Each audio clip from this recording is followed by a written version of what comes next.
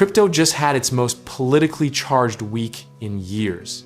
And whether you're holding or watching from the sidelines, what happens next could rewrite the entire game. We're not talking about a tweet from a billionaire or a meme coin pump. We're talking about governments, the kind with printing presses and armies, finally deciding they've had enough of watching trillions move without their permission. The catalyst here isn't mysterious. It's actually pretty predictable if you've been paying attention. When an asset class grows large enough to threaten monetary sovereignty, the people in charge of monetary sovereignty tend to get uncomfortable. Think of it like building a massive outdoor concert in your neighbor's backyard eventually. Someone's calling the city.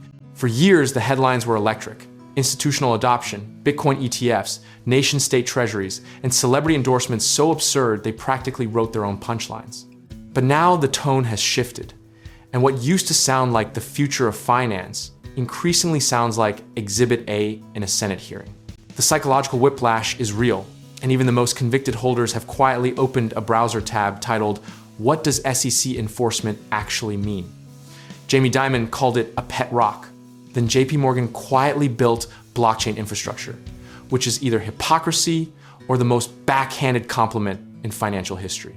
History doesn't repeat, but it does send strongly worded letters, and crypto has been here before in spirit, if not in scale. The 2013 China crackdown, the 2017 ICO purge, the 2021 mining ban, each time markets bled, panicked, and then, stubbornly, came back wearing a slightly different outfit. Here's the cycle in one sentence. Regulation, fear, trigger sell-offs shake out, weak hand exits create buying opportunities for patient capital, and the whole thing resets with slightly more infrastructure than before. The community already knows this, which is why the reply guys on crypto Twitter are simultaneously posting, "We're all gonna die," and "This is the buy signal" in the same thread. One of the biggest misconceptions is that regulation automatically means destruction, but that's like saying traffic lights destroyed the automobile industry. What large economy regulation most likely produces is a bifurcated market. Compliant, institutionally accessible assets on one side, and a scrappier, decentralized underground on the other.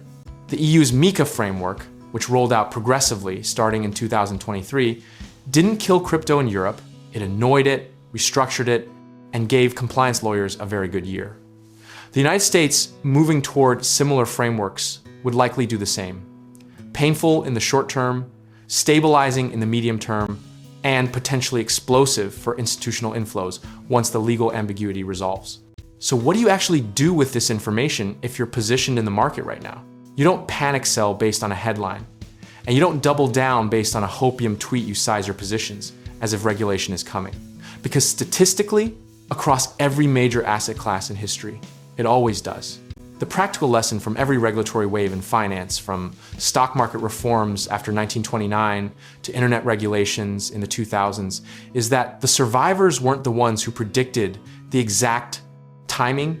They were the ones who held reasonable position sizes and didn't need to be right immediately. Process over prophecy, every single time. There's something almost poetic about an asset class built on the premise of escaping institutional control, slowly becoming institutionalized. It's the financial equivalent of the punk rocker who ends up doing car insurance commercials. But irony aside, that institutionalization is probably what gives it longevity, even if it costs it some soul. Discipline, sizing, and consistency aren't glamorous words, but they're the ones that show up in the bios of people who actually stayed wealthy through multiple crypto cycles rather than just rich for a Tuesday. Whatever regulation comes, aggressive, moderate, or somewhere in the bureaucratic middle, the prepared investor has already stress tested their portfolio against that scenario. Honestly, a clear regulatory framework from a major economy might be the most bullish long-term event crypto has never wanted, but always needed, the way a difficult conversation can save a relationship that was slowly dissolving in ambiguity. Comfort with any outcome comes not from knowing what happens next, but from knowing that your strategy doesn't require you to be right about what happens next. The irony is that the asset class designed to make governments irrelevant may ultimately be legitimized by governments, which is either the ultimate betrayal or the ultimate proof of concept, depending on your theology. Either way, the people who stay rational, stay sized appropriately, and stay patient are the ones who get to have the opinion worth hearing in 5 years. And if any of this has you thinking about diversifying beyond digital assets into something with a physical address and a deed, check out our links in the description below. We can help you get started whether you're exploring real estate investing, need home contracting work, or are looking to connect with the right lenders.